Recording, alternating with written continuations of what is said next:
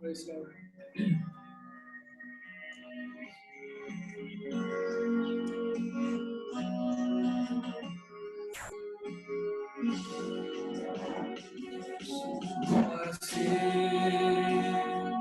तेरे जैसा है कोई नहीं, तेरे चरणों में झुके आसमान, महिमा गाए सभी यीशु मसीह। तेरे जैसा है कोई नहीं, तेरे चरणों में झुके आसमान, महिमा गाए सभी। हम गाए हो सदा, तू राजाओं का है राजा, तेरी महिमा होए सदा। तू है प्रभु हमारा खुदा, हम गाए हो सदा, तू राजाओं का है राजा, तेरी महिमा होए सदा। तू है प्रभु हमारा खुदा।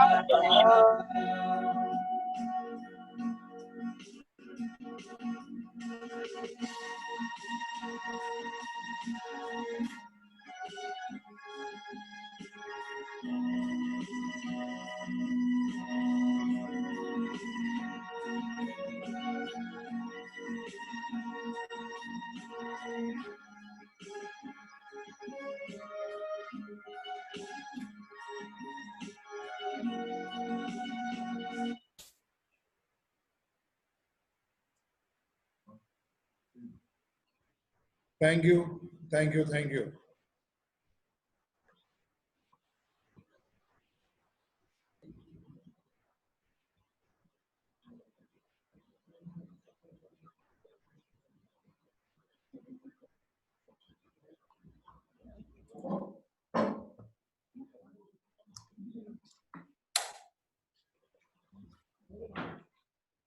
ദൈവത്തിന്റെ അതിപരിശുദ്ധമായ നാമം വാഴ്ത്തപ്പെടുമാറാകട്ടെ.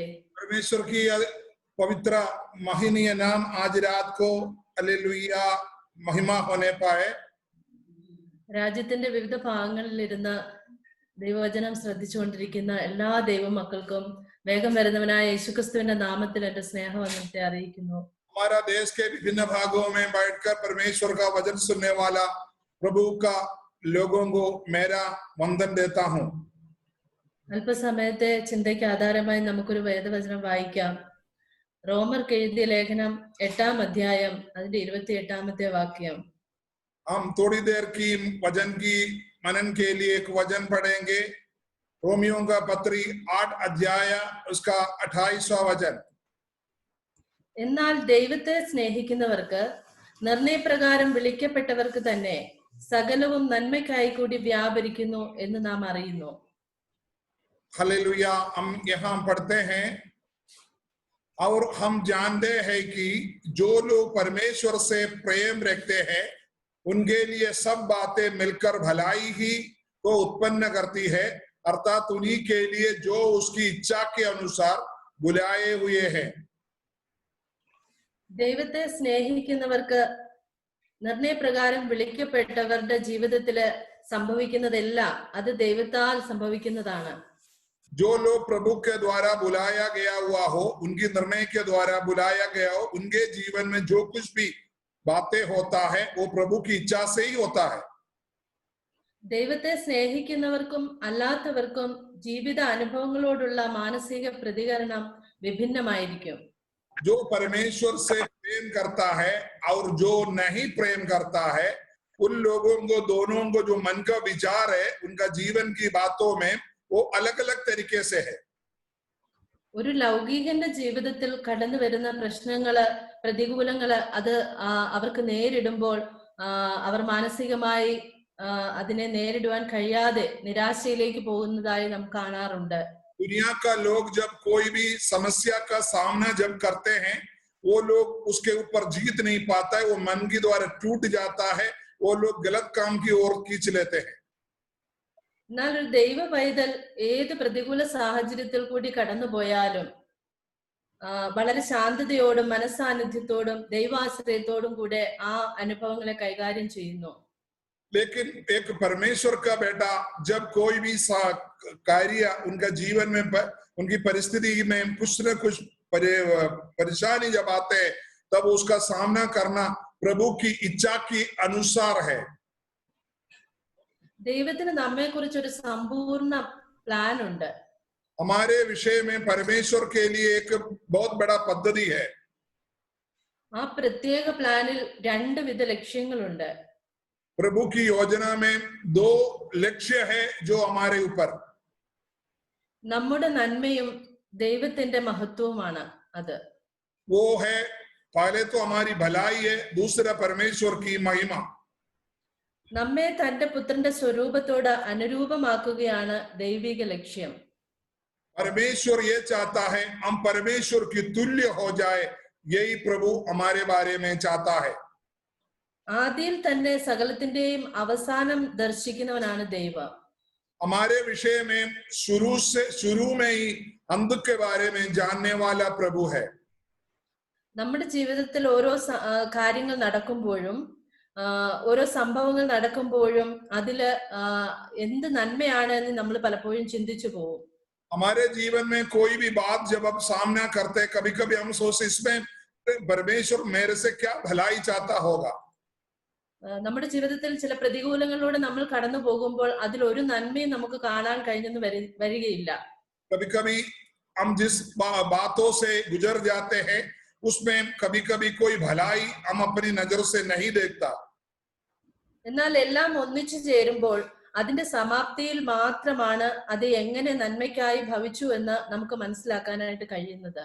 जब वो बात खत्म हो जाता है, जब समाप्त में आ जाता है, तब हमको पता चलता है परमेश्वर इसके द्वारा मेरे जीवन में क्या चाहता था. ഒരു കലാകാരൻ തന്റെ പല ചായക്കൂട്ടുകളും പല ബ്രഷുകളും ഉപയോഗിച്ച് ക്യാൻവാസിൽ തന്റെ മനസ്സിലുള്ള ഒരു ചിത്രം പകർത്തുവാൻ ശ്രമിക്കുമ്പോൾ जब एक चित्र बनाने वाला व्यक्ति अलग अलग रंगों के द्वारा जब उसको एक कागज के ऊपर उनका जो पर्दा के ऊपर जो शुरुआत करते हैं, അത് ആദ്യം കാണുന്നവർക്ക് അത് എന്താണെന്ന് മനസ്സിലാക്കാനായിട്ട് കഴിയത്തില്ല. शुरू में वो पर्दा के ऊपर जो चित्रकार ने बनाए वो पर्दा के ऊपर सामने जब जाकर देखेगा तो उनको कुछ समझ में नहीं आएगा ये क्या करने जा रहा है. എന്നാൽ ആ ചിത്രകാരന് നല്ല ബോധ്യമുണ്ട് താൻ എന്താണ് വരയ്ക്കാൻ പോകുന്നത് എന്നുള്ളതിനെ കുറിച്ച്. लेकिन वो चित्रकार जो बनाने वाला वो पक्का जानता है कि मैं क्या बनाने जा रहा हूं. ഇതേപോലെ നമ്മുടെ ജീവിതമാകുന്ന ആ ചിത്രത്തിന്റെ പൂർണ്ണ രൂപം എന്താണെന്ന് ചിത്രകാരനായ ദൈവത്തിന് നന്നായിട്ട് അറിയാം. आपका जीवन के बारे में, आपका जीवन का चित्र के बारे में जो आपको बनाने वाला, धरती पर जन्म देने वाला पिता परमेश्वर अच्छी तरह से जानते हैं आगे आपके जीवन में क्या होने जा रहा है. നമ്മുടെ ജീവിതത്തിൽ സംഭവിക്കുന്ന കാര്യങ്ങൾ മാത്രമാണ് നാം പലപ്പോഴും കാണുന്നത്. हम कभी कभी हम जिसका सामना करते हैं हमारे जीवन में जो होते हैं उसी बातों को ही सिर्फ हम ध्यान करता है. എന്നാൽ അതിനപ്പുറം എന്താണ് സംഭവിക്കാൻ പോകുന്നത് എന്നുള്ളതിനെ കുറിച്ച് ദൈവത്തിന് വ്യക്തമായ ബോധ്യമുണ്ട്. ദൈവത്തിന് നന്നായി അറിയാം. लेकिन उसके आगे क्या होने जा रहा है, ये क्या समाप्ति में आएगा करके परमेश्वर उसके बारे में अच्छे से जानते हैं.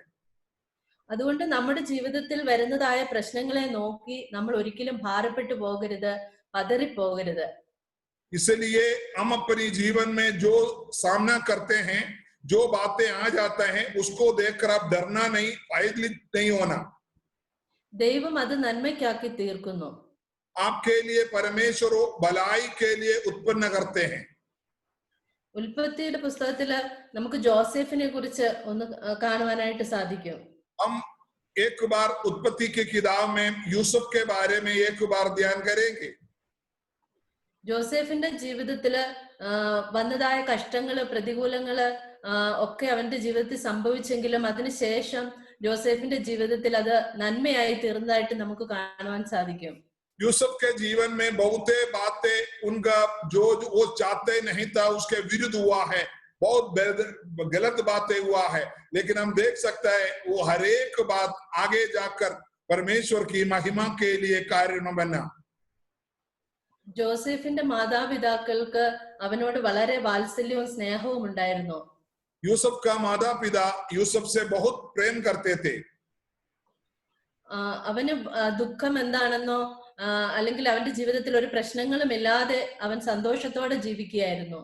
उनके जीवन में वो कभी कोई परेशानी को सामना नहीं किया, अपने माता पिता के साथ सुख और आनंद के साथ जीवन बिता रहा था. അങ്ങനെ ഇരിക്കുന്ന ഒരു ദിവസമാണ് ജോസഫിന് ദൈവം ഒരു സ്വപ്നം കൊടുത്തത്. उसी ऐसा अच्छे दिन चल रहा था, बीच में यूसुफ को प्रभु ने एक स्वप्न दिया. ജോസഫ് ആ സ്വപ്നത്തെ കുറിച്ച് തന്റെ ജ്യേഷ്ഠന്മാരോടൊക്കെ അറിയിച്ചപ്പോൾ അവർക്ക് ജോസഫിനോട് അസൂയ തോന്നിയെന്ന് നമ്മൾ വായിക്കുന്നു. जब यूसुफ अपनी स्वप्न के बारे में अपनी माता पिता अपनी भाई बहनों को जब बोलने लगे तो वो लोगों को इनके विरुद्ध नाराज आया. എന്നാൽ അവന്റെ ജീവിതത്തിൽ സഹോദരന്മാർക്ക് അവനോടുള്ള ആ അസൂയയോ അല്ലെങ്കിൽ അവനോട് ദേഷ്യമാണെന്നോ ഒന്നും ജോസഫ് അത് മനസ്സിലാക്കുന്നില്ല. लेकिन यूसुफ कभी अपना मन के अंदर ये भावना ना रखा मेरे भाई लोग मेरे विरुद्ध में है करके, वो मेरे बैर कर रहा हुआ है करके कभी सोचते नहीं है. ജോസഫ് വളരെ സന്തോഷത്തോടെയാണ് ജീവിക്കുന്നത്. यूसुफ बहुत खुशी से अपना जीवन बिता रहा है. അങ്ങനെ ഇരിക്കുമ്പോൾ ജോസഫിന്റെ പിതാവ് തന്റെ ജ്യേഷ്ഠന്മാരും ആടുകളെ മേയ്ക്കാൻ പോയപ്പോൾ അവരെ എങ്ങനെ ഇരിക്കുന്നു എന്നറിയാൻ ജോസഫിനെ അവരുടെ അടുക്കലേക്ക് പറഞ്ഞയക്കുന്നു. एक दिन इस तरीके से अच्छे खुशी में से जा रहे थे, उनका पिता अपने भाई लोगों को हालचाल पूछने के लिए दूर में जहां भाई लोग भेड़ बकरियों को चरा रहा था उस देश की ओर यूसुफ को भेजता है. ജോസഫ് തന്റെ സഹോദരന്മാരുടെ അടുക്കൽ കടന്നു പോകുമ്പോൾ വളരെ സന്തോഷത്തോടെയാണ് പോകുന്നത്. यूसुफ जब अपने भाई लोगों को मिलने के लिए जब जा रहे थे बहुत खुशियों के साथ जा रहे थे. എന്നാൽ അവിടെ ചെന്നപ്പോൾ അവനുണ്ടായ അനുഭവം അത് വളരെ ദുഃഖമേറിയതായിരുന്നു. लेकिन जब वो भाई लोगों से मिलकर उनके साथ जब रह रहे थे, वो वहां उनके साथ जो बातें हुआ है बहुत दुखित बातें यूसुफ के साथ हुआ. തന്റെ സ്വന്തം ഭവനത്തിലെ തന്റെ സ്വന്തം സഹോദരന്മാർ തന്നെ അവനെ കൊല്ലുവാനായി കൂടി ആലോചിക്കുന്നതായിട്ട് കാണാം. अपने खून का ही भाई लोग उनके विरुद्ध कार्य किया और उनको खत्म करने की आलोचना बनाया. അത് അവന്റെ ജീവിതത്തിലെ അതുവരെ അനുഭവിച്ചിട്ടില്ലാത്ത ഒരു ദുഃഖത്തിന്റെ അനുഭവമായിരുന്നു. वो कभी उनका जीवन का सामना कभी ना किया था, अपना भाई लोग इनके विरुद्ध हो जाएंगे करके कभी सोच भी नहीं सकता था. അവനെ അവർ പൊട്ടക്കുഴിയിൽ ഇടുന്നതായിട്ട് നമ്മൾ വായിക്കുന്നു. उन्होंने उनको एक कुआं में गिरा दिया करके वहां हम पढ़ते हैं. അതിനുശേഷം മിദ്യാന്യ കച്ചവടക്കാർ കടന്നു വരുമ്പോൾ അവർക്ക് ജോസഫിനെ തന്റെ സഹോദരന്മാർ വിൽക്കുകയാണ്. हम देख सकता है बाद में उन्होंने अपनी सोच को बदलकर जब मिद्यानी व्यापारी लोग उधर से जा रहे थे उनको कुआं में से उठाकर उनको बेच डाल देते हैं. അവന്റെ സ്വന്തം സഹോദരന്മാരിൽ നിന്ന് ഇങ്ങനെ ഒരു അവസ്ഥ അവൻ നേരിടേണ്ടി വന്നപ്പോൾ അവനുണ്ടായ ദുഃഖം അത് വളരെ ഏറെയാണ്. जब उनकी खुद की भाइयों से अपनी खून की लोगों से इस तरीके के एक बहुत बड़ा दुर्घटना को जब वो सामना किया तो उनकी मन के अंदर बहुत दुख हुआ. അവൻ ഒരിക്കലും തന്റെ സഹോദരന്മാരിൽ നിന്ന് ഇത് പ്രതീക്ഷിച്ചിരുന്നില്ല. वो कभी अपने भाई लोगों से ऐसा होगा करके सोचा नहीं था. തന്റെ സഹോദരന്മാർ അങ്ങനെ ചെയ്തപ്പോൾ അവൻ വളരെയേറെ ഭാരപ്പെട്ടിട്ടുണ്ടാവും. जब उनका भाई लोग उनके साथ ऐसा किया है तो वो बहुत ज्यादा दुखित हुआ होगा।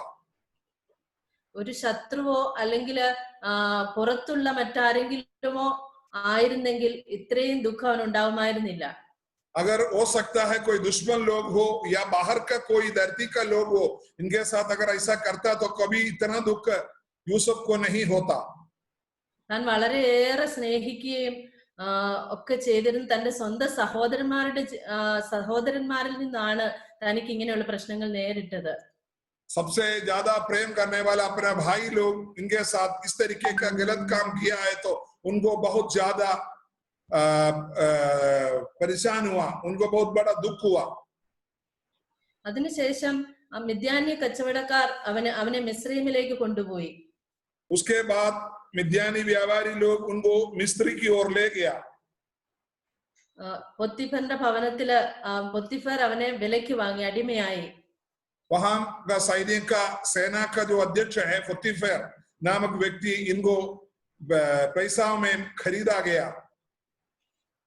അവന്റെ ജീവിതത്തിൽ അവന്റെ പിതാവിനെ കാണണമെന്നുള്ള ആഗ്രഹം അവൻ ഉണ്ടായിട്ടുണ്ടാവും. उनको कभी वो चाहता था, घर का सबसे छोटे थे इसलिए अपना पिता से वो मिलने की बहुत बार चाहा होगा। അവൻ ഈ നേരിടുന്ന പ്രശ്നത്തിൽ നിന്ന് ഓടി രക്ഷപ്പെടാൻ അവൻ ശ്രമിക്കുന്നതായിട്ട് ഇവിടെ കാണുന്നില്ല. लेकिन वो जिस परेशानियों का सामना किया वहां से भागने की वो कोशिश नहीं किया। എന്നാൽ ദൈവത്തിന് ജോസഫിനെ കുറിച്ച് ഒരു പദ്ധതി ഉണ്ടായിരുന്നു. लेकिन परमेश्वर को यूसुफ के बारे में एक योजनाएं थी। ഈ പ്രതികൂലത്തിന്റെ മധ്യത്തിലൊക്കെയും ദൈവത്തിന്റെ സാന്നിധ്യം ജോസഫിനോട് കൂടെ ഉണ്ടായിരുന്നു. इतनी प्रतिकूल अवस्था में परमेश्वर की उपस्थिति यूसुफ के साथ थे। അതുകൊണ്ട് ജോസഫ് കൃതാർത്ഥനായെന്ന് ഉൽപ്പത്തിയുടെ പുസ്തകം 39-ാം അധ്യായം 2-ാം വാക്യത്തിൽ ഇങ്ങനെ വായിക്കുന്നു, യഹോവ ജോസഫിനോട് കൂടെ ഉണ്ടായിരുന്നത് കൊണ്ട് അവൻ കൃതാർത്ഥനായി. हालेलुया। हम पढ़ सकता है यूसुफ का उत्पत्ति का किताब 39 अध्याय उसका दूसरा वचन में लिखा है, यूसुफ अपने मिस्त्री स्वामी के घर में रहता था और यहोवा उसके संग था, सो वह भाग्यवान पुरुष हो गया। ഈ പോത്തിഫറിന്റെ ഭവനത്തിലായിരിക്കുമ്പോൾ തന്നെ അവന്റെ ജീവിതത്തിൽ അവനെ കൊണ്ട് പാപം ചെയ്യിപ്പിക്കുവാൻ പോത്തിഫറിന്റെ ഭാര്യ ശ്രമിക്കുന്നതായ സന്ദർഭമുണ്ട്. हम वहां देख सकता है जब पोतीफर बड़े आदमी थे, वो उनकी जो पत्नी है उनके द्वारा गलत काम करने का व्यभिचार कराने की कोशिश कराते हैं। हम वहां वो संभव होते हुए हम देख सकता है वचन के अंदर। ഞാൻ ഈ മഹാദോഷം പ്രവർത്തിച്ച് ദൈവത്തോട് പാപം ചെയ്യുകയില്ല എന്ന് പറഞ്ഞുകൊണ്ട് അവൻ അവിടെ നിന്ന് രക്ഷപ്പെടുകയാണ്, ഓടി രക്ഷപ്പെടുകയാണ്. मैं इतना बड़ा महापाप को मेरे जीवन में कभी करूंगा नहीं बोलकर वो वहां से भाग जाते हुए करके हम देख सकते हैं। അവൻ തെറ്റ് ചെയ്യാതിരുന്നിട്ടും അവന്റെ ജീവിതത്തിൽ കാരാഗൃഹത്തിന്റെ അനുഭവം കടന്നു വന്നു. वो कोई गलत काम नहीं किया फिर भी उनको देख सकता बंदी गृह का अनुभव उनके साथ हुआ है। എന്നാൽ അവിടെയും ദൈവത്തിന്റെ സാന്നിധ്യം അവനോട് കൂടെ ഉണ്ടായിരുന്നു. लेकिन वहां भी परमेश्वर की उपस्थिति उनके साथ थे। അവൻ വളരെയേറെ വേദനകളിലൂടെ അവൻ കടന്നു പോയിട്ടുണ്ടെങ്കിലും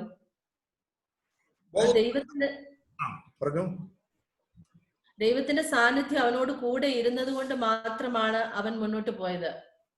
बहुत ज्यादा परेशानियों का सामना वो किया लेकिन प्रभु की उपस्थिति उनके साथ थे, इसलिए हालेलुया वो हर जगह बने रहा। അപ്പോഴൊക്കെയും ജോസഫ് അതിലൊന്നും ഒരു നന്മയും കണ്ടിട്ടുണ്ടാവില്ല. അവന്റെ ജീവിതത്തിൽ പ്രതികൂലങ്ങൾ മാത്രമേ ഉണ്ടായിരുന്നുള്ളൂ. यूसुफ उस समय जब उनके सामने प्रतिकूल अवस्था, परेशान अवस्था जब आया था, कभी यूसुफ ने ये भी नहीं सोचा मेरे जीवन में कोई भलाई उत्पन्न होगा करके कभी नहीं सोचा। എന്നാൽ അതിന്റെ അവസാനം നമ്മൾ മനസ്സിലാക്കുന്നത് ജോസഫിനെ ആ രാജ്യത്തിന്റെ മേലധികാരിയാക്കി തീർത്തു എന്ന് നമുക്ക് വായിക്കാനായിട്ട് സാധിക്കുന്നു. लेकिन हम उसका यूसुफ की बातों के बारे में वचन के अंदर आखिरी में लिखा है वो मिस्री देश का प्रधानमंत्री बनकर रह रहा है करके अब देख सकता है। ഉൽപ്പത്തിയുടെ പുസ്തകം 41-ാം അധ്യായം 40-41 വാക്യങ്ങൾ. उल्पत्ति का किताब उसका 41 अध्याय 40 और 41 वचन में हम देख सकते हैं, നീ എന്റെ ഗൃഹത്തിന് മേലധികാരിയാകും, നിന്റെ വാക്ക് എന്റെ ജനമെല്ലാം അനുസരിച്ച് നടക്കും. സിംഹാസനം കൊണ്ട് മാത്രം ഞാൻ നിന്നേക്കാൾ വലിയവനായിരിക്കുമെന്ന് പറഞ്ഞു. ഇതാ മിസ്രയീം ദേശത്തിനൊക്കെയും ഞാൻ നിന്നെ മേലധികാരിയാക്കിയിരിക്കുന്നു എന്നും ഫറവോൻ ജോസഫിനോട് പറഞ്ഞു. हम यहाँ पढ़ सकता है, इस कारण ये फरवो बोलता है, इस कारण तू मेरे घर का अधिकारी होगा और तेरी आज्ञा के अनुसार मेरी सारी प्रजा चलेगी. केवल राजगद्दी के विषय में मैं तुझसे बड़ा रहूंगा. फिर फिरौन ने यूसुफ से कहा, सुन, मैं तुझको मिस्र के सारे देश के ऊपर अधिकारी ठहरा देता हूं. ജോസഫിന്റെ സഹോദരന്മാർ അവനെ പകച്ചു. യൂസഫ് എന്താ പറഞ്ഞേ?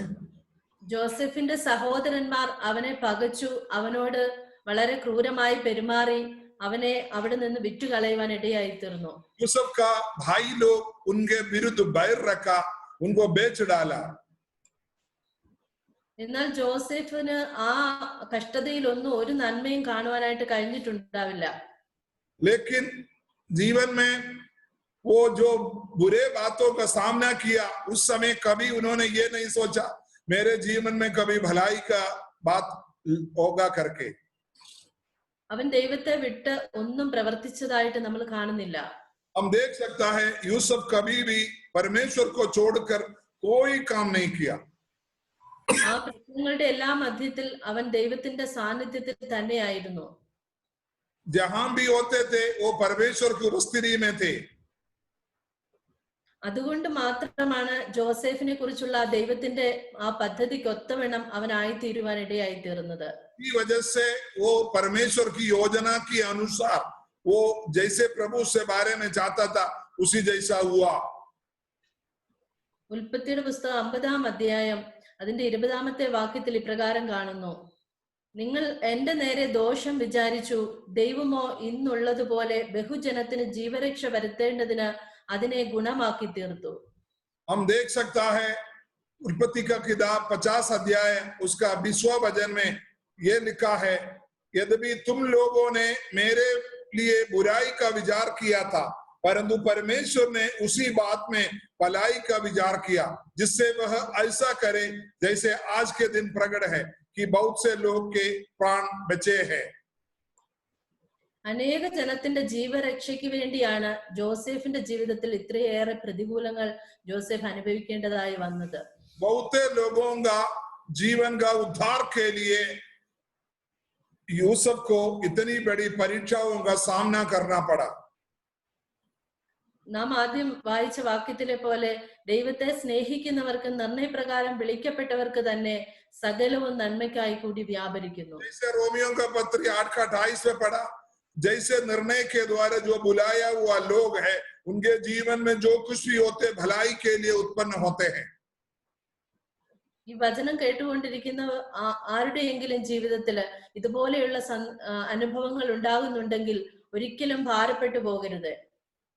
आप आज जो वचन सुनने वाला कोई भी लोग हो, अगर आपका जीवन में इसी जैसा समस्या कुछ भी गुजर रहा, आप घबराओ मत, आप डरो मत. परमेश्वर इसको आगे भलाई के लिए ले जाएंगे. മറ്റുള്ളവരുടെ രക്ഷയ്ക്ക് വേണ്ടി, മറ്റുള്ളവരുടെ അനുഗ്രഹത്തിന് വേണ്ടി പലപ്പോഴും നമ്മൾ കഷ്ടങ്ങളിലൂടെ കടന്നു പോകേണ്ടതായിട്ട് വരും. कुछ लोगों को भलाई के लिए हो सकता है हम लोग कष्टों के द्वारा गुजरना पड़ता है.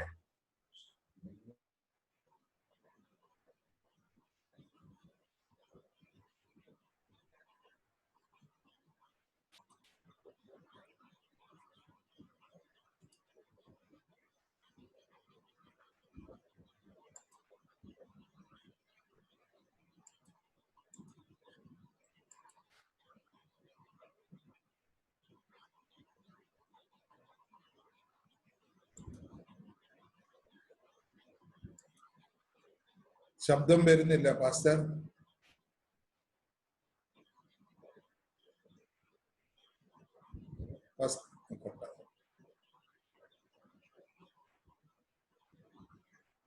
हालेलुया. हम प्रार्थना करेंगे.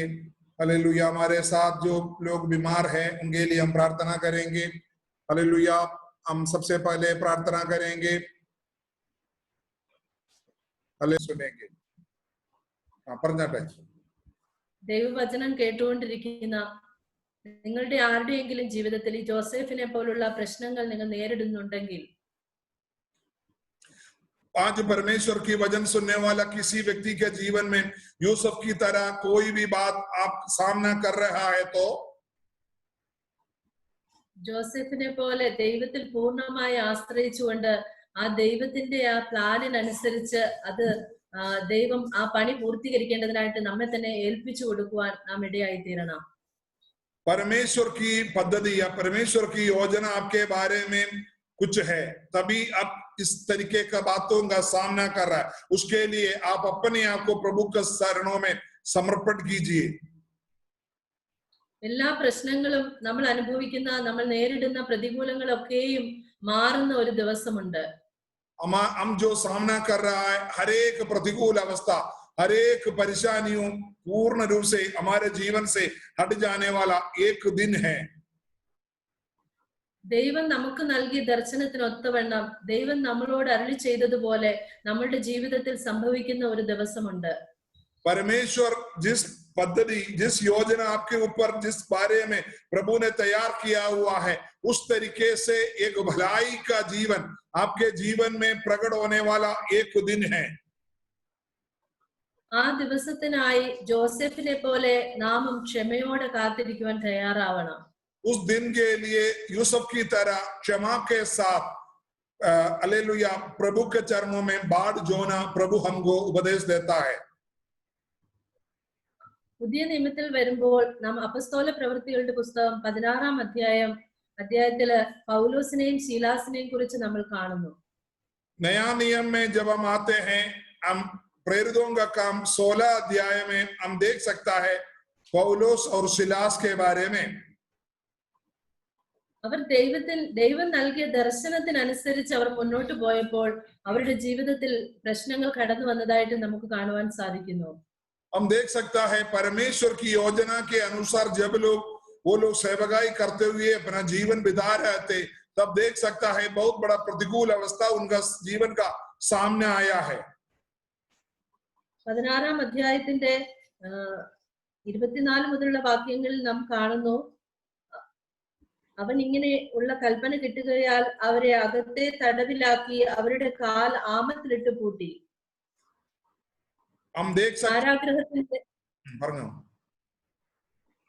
കാരാഗ്രഹത്തിന്റെ അവസ്ഥയാണ് അവരുടെ ജീവിതത്തിൽ കടന്നു വന്നത്. हम देख सकता है वो लोग प्रभु की काम कर रहे थे. वहां हम देख सकते 24वें वचन में लिखा, उसने ऐसी आज्ञा पाकर उन्होंने भीतर की कोठरी में रखा और उनके पांव काट में ठोक दिए. और आगे लिखा है, और आधी रात लगभग पौलुस और सिलास साथ प्रार्थना कर रहे थे. ये हम देख सकता है ये लोग प्रभु की सेवकाई जरूर कर रहे थे, लेकिन बंदी गृह का अनुभव उनका जीवन में मिला है. ദൈവത്തിന്റെ വാക്കനുസരിച്ചാണ്, അല്ലെങ്കിൽ ദൈവം കൊടുത്ത ദർശന പ്രകാരമാണ് അവർ മുന്നോട്ട് പോയത്. परमेश्वर ने दिया हुआ दर्शन के अनुसार, प्रभु ने दिया हुआ वचन के अनुसार वो लोग आगे सेवकाई कर रहे थे. അവരുടെ ജീവിതത്തിലാണ് ഈ വലിയൊരു പ്രതിസന്ധി കടന്നു വന്നിരിക്കുന്നത്. उनके जीवन में देखो बहुत बड़ा परेशानी, बहुत बड़ा मुश्किल अवस्था उनको सामना करना पड़ा. അവരുടെ കൈയും കാലും ബന്ധിക്കപ്പെട്ടവരായി അവർ കാരാഗ്രഹത്തിലായി പോയിരിക്കുന്നതായി കാണുന്നു. हम देख सकता है उनके हाथ पैर बांधते हुए कोठरी में उनको रखा गया. എന്നാൽ അവരുടെ ആ ബന്ധനങ്ങൾക്കൊന്നും ദൈവത്തോടുള്ള സ്നേഹത്തിൽ നിന്ന് അവരെ വേർപിരിക്കുവാൻ കഴിഞ്ഞില്ല. इतनी कठिन बंधन उनको थे हाथ पैर में, फिर भी परमेश्वर की ओर जो उनकी जो प्रेम है उससे कोई रुकावट नहीं कर पाया. അവർ അർദ്ധരാത്രിയിൽ പ്രാർത്ഥിച്ച് ദൈവത്തെ പാടി സ്തുതിക്കുന്നതായിട്ട് നമ്മൾ വായിക്കുന്നു. और हम देख सकते 25वां वचन में वो लोग आधी रात में परमेश्वर की स्तुति और आराधना करते हुए हम देख सकता है. 16-ാം അധ്യായത്തിന്റെ 26-ാം വാക്യത്തിൽ നമ്മൾ കാണുന്നു, പെട്ടെന്ന് വലിയൊരു ഭൂകമ്പം ഉണ്ടായി, കാരാഗൃഹത്തിന്റെ അടിസ്ഥാനം കുലുങ്ങി, വാതിലൊക്കെയും തുറന്നുപോയി, എല്ലാവരുടെയും ചങ്ങല അഴിഞ്ഞു വീണു. और वहां 26वां वचन के अंदर देख सकता है इतने में एकाएक बड़ा हुईडोल हुआ, यहाँ तक कि बंदीगृह की नींव हिल गई और तुरंत सब द्वार खुल गए और सबके बंधन खुल पड़े। നമ്മുടെ ജീവിതത്തിലാണ് ഇങ്ങനെ ഒരു പ്രശ്നം വന്നിരുന്നതെങ്കിൽ നാം അതിനെ എങ്ങനെ നേരിടുമായിരുന്നു? हमारे जीवन में इस तरीके का एक बात अगर आप सामना करता है तो आप किस तरीके से उसको निपटाता? ദൈവത്തെ പഴി പറഞ്ഞ് ദൈവം പറഞ്ഞിട്ടാണ് ഞങ്ങൾ ഇങ്ങനെ ഇറങ്ങി പുറപ്പെട്ടത്, എന്നിട്ട് ഞങ്ങളുടെ ജീവിതത്തിൽ എന്താണ് ഇങ്ങനെ സംഭവിച്ചെന്ന് നമ്മൾ പലപ്പോഴും ചോദിച്ചു പോവാറുണ്ട്. हम कभी कभी ये सोचते प्रभु जी आपकी सेवकाई के लिए निकला, देखो हमने इतनी बहुत कुछ मेहनत आपके लिए कर रहा है, फिर भी हमारे साथ ऐसा क्यों हो रहा करके हम बहुत बार अपने मन के अंदर सोचता है।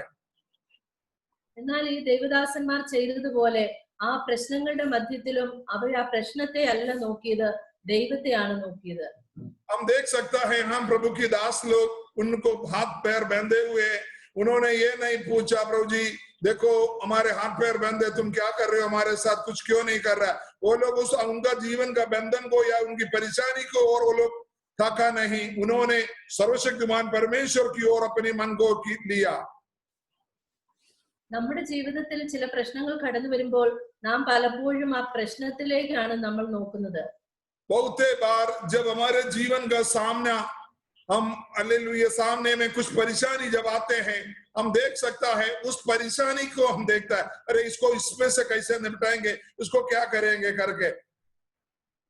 ആ പ്രശ്നങ്ങളെ നമ്മൾ നോക്കുമ്പോൾ അത് വലുതായി നമുക്ക് തോന്നും. अगर आप उस बातों को और ध्यान करेगा तो वो आपको बहुत बड़ी बात करके आपको लगेगा। നാം അത് കണ്ട് വളരെ ഭാരപ്പെടുവാനും ഭയപ്പെടുവാനും ഇടയായിത്തീരും.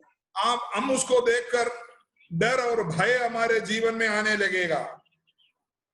എന്നാൽ ദൈവത്തിന്റെ മുഖത്തേക്ക് നോക്കിയാൽ നമ്മളുടെ പ്രശ്നം ഒരു വിഷയമായി നമുക്ക് തോന്നത്തേയില്ല. अगर आप प्रभु की ओर ताके रहेगा तो आप परमेश्वर की ओर अपने मन को करेगा तो आपकी परेशानी बहुत हल्का सा दिखाई देगा आपको। ഇവിടെ അപ്പോസ്തലന്മാർ അവരുടെ പ്രശ്നത്തെ അല്ല അവർ നോക്കിയത്, ദൈവത്തെ നോക്കി ദൈവത്തെ പാടി ആരാധിക്കുന്നതായിട്ട് നമുക്ക് വായിക്കുവാനായിട്ട് സാധിക്കുന്നു. हम देख सकता है हम प्रेरित लोग परमेश्वर की ओर ताका, कभी उन्होंने अपनी परेशानी की ओर कभी मन नहीं किया। അവിടെ വലിയൊരു ഭൂകമ്പം ഉണ്ടായി, കാരാഗൃഹത്തിന്റെ അടിസ്ഥാനം കുലുങ്ങി, വാതിലൊക്കെയും തുറന്നുപോയി, അവരുടെ ചങ്ങലകളൊക്കെയും അഴിഞ്ഞുപോയി എന്ന് നമ്മൾ ഇവിടെ വായിക്കുന്നു. हम वहां देख सकता है वहां एक बहुत बड़ा भूडोल हुआ और बंदीगृह के नींवें हिल गई, उनका सबका द्वार खुल गया, सबके बंधन खुल पड़े। അത് മാത്രമല്ല കാരാഗ്രഹ പ്രമാണി ഉറക്കമുണർന്നപ്പോൾ അവർ ഓടിപ്പൊയ്ക്കളഞ്ഞു എന്ന് ചിന്തിച്ച് സ്വയം മരിക്കുവാനായിട്ട് ശ്രമിക്കുന്നു. हम देख सकता है दरोगर जाग उड़ा और खुद को मारने के तलवार लेकर अपने को मारने के लिए मार डालने की कोशिश कर रहे थे। എന്നാൽ ആ ദേവദാസന്മാരിലൂടെ യേശു കർത്താവിനെ കുറിച്ച് കേട്ട ആ കാരാഗ്രഹ പ്രമാണി യേശുവിനെ രക്ഷകനായി സ്വീകരിക്കുകയും സ്നാനം സ്വീകരിക്കുകയും ചെയ്യുന്നതായിട്ട് നമ്മൾ വായിക്കുന്നു. അവർ കുടുംബമായി ദൈവത്തെ അറിഞ്ഞതായിട്ട് നമുക്ക് വായിക്കുവാൻ സാധിക്കുന്നു. देख सकता है वही जो दरोगार है जब अपने आप को खत्म करने लग रहा था, तुरंत पौलुस और सिलास उनके सामने आकर उनसे उनको बचाया और उनको सुसमाचार प्रचार किया। वो लोग वो जो दरोगार उनको घर ले गया, उनकी गांवों को धोया और प्रभु यीशु की वचन सुना। पूरी परिवार की ओर पारिवारिक तरीके से सभी लोग प्रभु यीशु मसीह को उसी रात ग्रहण किया और बपतिस्मा लिया करके हम देख सकता है। ദൈവത്തിന്റെ വാക്കനുസരിച്ച് ദൈവിക ദർശനം പ്രാപിച്ചിട്ട് ദൈവത്തിന്റെ വേലയ്ക്കായി പലയിടങ്ങളിലും കടന്നു പോയിട്ടുള്ള ദൈവദാസന്മാരുടെ ജീവിതത്തിൽ ഇതുപോലെ പ്രശ്നങ്ങൾ പ്രതികൂലങ്ങൾ കടന്നു വരുമ്പോൾ അവിടം വിട്ട് ഓടിപ്പോകുവാനല്ല ശ്രമിക്കേണ്ടത്.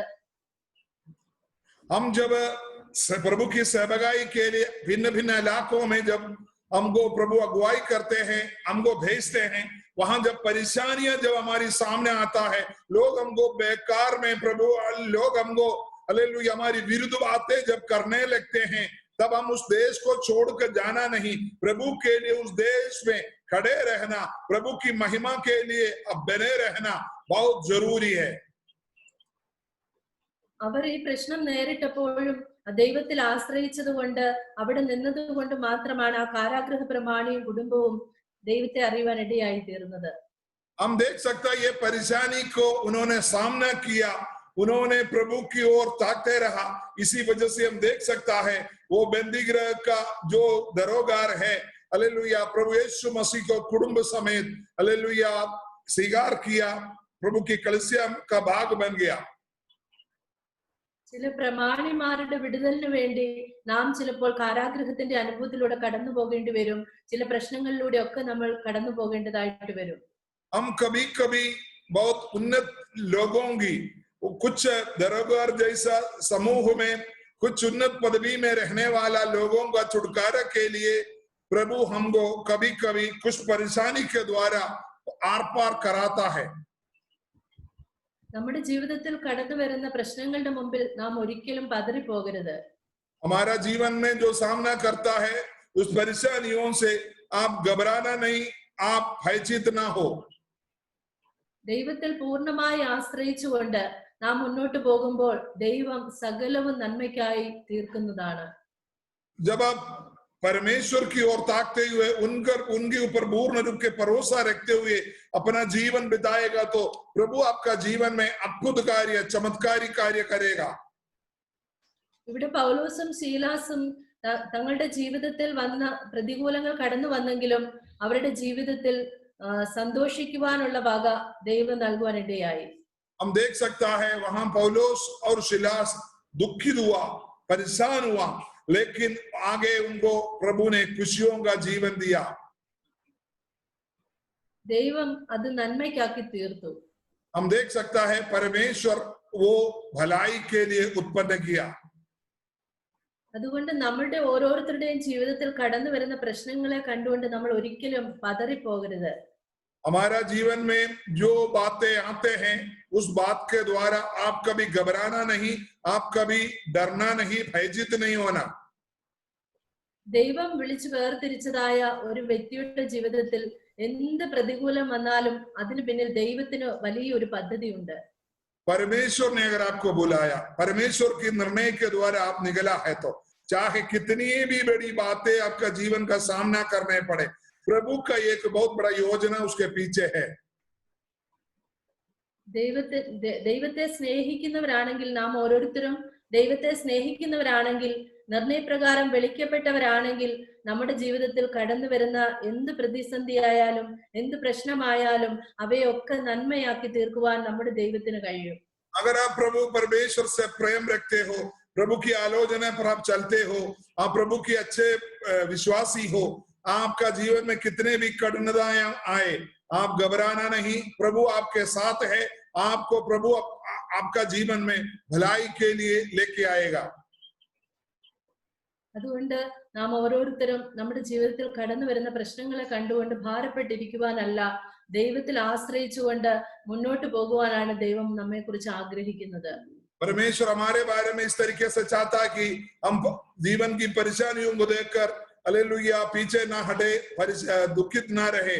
प्रभु बोलता है हालेलुया धीरज के साथ आगे बढ़ो, मुझको तुम्हारे ऊपर एक पद्धति है, एक प्लान है, एक योजना है, उसका मैं पूरा करूंगा। നാം വായിച്ചു കേട്ടതുപോലെ ദൈവത്തെ സ്നേഹിക്കുന്നവർക്ക് നിർണയപ്രകാരം വിളിക്കപ്പെട്ടവർക്ക് തന്നെ സകലവും നന്മയ്ക്കായി കൂടി വ്യാപരിക്കുന്നു. हमने वचन में पढ़ा है हालेलुया जो कुछ भी बातें हमारे जीवन में होता है सब कुछ भलाई के लिए उत्पन्न होते हैं। നമ്മുടെ ഓരോരുത്തരുടെയും ജീവിതത്തിൽ ഇതേപോലെ ഇപ്പോൾ അനുഭവിക്കുന്ന എല്ലാ പ്രയാസങ്ങളും മാറി അത് നന്മയായി തീരട്ടെ എന്ന് ഞാൻ പ്രാർത്ഥിക്കുന്നു. आज जो आप सामना कर रहा है हर एक परेशानी को, हर एक मुश्किलों को वो प्रभु आगे आपको भलाई में लेके आने के लिए मैं परमेश्वर से प्रार्थना करता हूँ। ദൈവം എല്ലാവരെയും അനുഗ്രഹിക്കട്ടെ എന്ന് പ്രാർത്ഥിക്കുന്നു.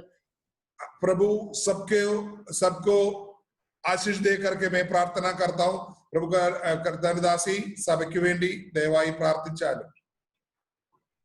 നമുക്കൊരു വാക്ക് പ്രാർത്ഥിക്കാം. हम एक बात प्रार्थना करेंगे। കർത്താവേ സ്തോത്രം, സ്തോത്രം പിതാവേ, യേശുവിന്റെ നാമത്തിൽ ഞങ്ങൾ ഒരുമിച്ച് അങ്ങയുടെ സന്നിധിയിലേക്ക് അടുത്തു വരുന്നു. കർത്താവേ സ്തോത്രം സ്തോത്രം. ദൈവമേ, സഭയെ, ദേവദാസനെ, കുടുംബത്തെ, അവിടെയുള്ള ദൈവമക്കളെ എല്ലാം അങ്ങയുടെ കരങ്ങളിലേക്ക് സമർപ്പിക്കുന്നു കർത്താവേ. ദൈവം അവരെ അനുഗ്രഹിക്കണമേ.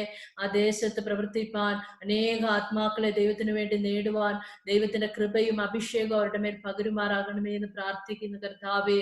ദൈവമേ, ഈ വചനം കേട്ട ഓരോ വ്യക്തികളെയും അങ്ങയുടെ കരങ്ങളിൽ തരുന്ന കർത്താവേ, അവരുടെ ജീവിതത്തിൽ എന്തെങ്കിലും പ്രതികൂലങ്ങളോ പ്രശ്നങ്ങളോ അവർ നേരിടുന്നെങ്കിൽ, അവർ ഭാരപ്പെട്ട് പ്രയാസപ്പെട്ടായിരിക്കുന്നെങ്കിൽ, എന്റെ ദൈവത്തിന്റെ അത്ഭുത കരം അവരുടെ ജീവിതത്തിൽ വെളിപ്പെടുത്തുമാറാകണമേ. കർത്താവെ, അങ്ങ് ചെയ്യുവാൻ പോകുന്ന നന്മകളെ കാണുവാൻ അവരുടെ ഹൃദയത്തെ തുറക്കണമേ കർത്താവേ. ദൈവമേ സ്തോത്രം. വരും ദിവസങ്ങളിൽ ആമേൻ, ദൈവം ചെയ്യുന്ന നന്മകളെ കാണുവാൻ, ദൈവത്തെ മഹത്വപ്പെടുത്തുവാൻ ഇടവരുത്തുമാറാകണമേ എന്ന് പ്രാർത്ഥിക്കുന്നു. ദൈവകരങ്ങളിലേക്ക് സമർപ്പിക്കുന്നു. ഇത്രത്തോളം ദൈവം ബലപ്പെടുത്തിയതിനായി നന്ദി പറയുന്നു കർത്താവേ. ദൈവകരങ്ങളിലേക്ക് ഏൽപ്പിക്കുന്നു. ജോസ് പാസ്റ്റർക്കായി കുടുംബത്തിനായി സ്തോത്രം ചെയ്യുന്നു. ദൈവമേ, അവരെ ദൈവം കുടുംബമായി മാനിക്കുകയും അനുഗ്രഹിക്കുകയും ചെയ്യണമേ കർത്താവേ. ആ ദേശത്ത് ശക്തമായി ദൈവം ഉപയോഗിക്കുമാറാകണമേ എന്ന് പ്രാർത്ഥിക്കുന്നു കർത്താവേ. ദൈവകരങ്ങളിലേക്ക് സമർപ്പിക്കുന്നു. പ്രാർത്ഥന കേട്ടതിനായി സ്തോത്രം, യേശുവിന്റെ നാമത്തിൽ തന്നെ ആമേൻ. Thank you sister. ഞങ്ങളുടെ മധ്യത്തിലേക്ക് വന്ന് അനുഗ്രഹിക്കപ്പെട്ട വചനം പ്രസ്താവിച്ചതിനെ, ആ വചനത്താൽ ദൈവം ഞങ്ങളെ അനുഗ്രഹിക്കുന്നതിനായി നന്ദിയോടെ സ്തോത്രം. നിങ്ങളെ വീണ്ടും കുടുംബമായി ഞങ്ങളുടെ മധ്യത്തിലേക്ക് ഹല്ലേലൂയ ഈ ലോക്ക്ഡൌൺ സമയത്ത് ഞങ്ങൾ ക്ഷണിക്കുന്നു. ഹല്ലേലൂയ. നല്ല വചനത്തിനായി സ്തോത്രം. കർത്താവ് നിങ്ങളെയും നിങ്ങളുടെ മിനിസ്ട്രിയെയും നിങ്ങളുടെ കുടുംബജീവിതത്തെയും കുഞ്ഞുങ്ങളെയും അനുഗ്രഹിക്കട്ടെ. ഞങ്ങളുടെ പ്രാർത്ഥന നിങ്ങളുടെ കൂടെയുണ്ട്. ഹല്ലേലൂയ.